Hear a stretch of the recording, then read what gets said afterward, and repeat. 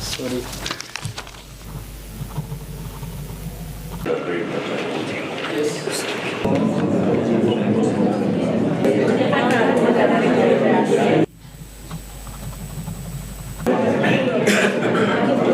The pain suffered by the minor cannot be fathomable.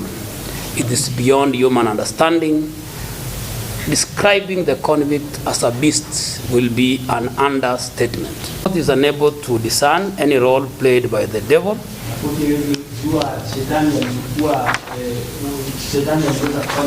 The Lord does not recognize blame to supernatural powers.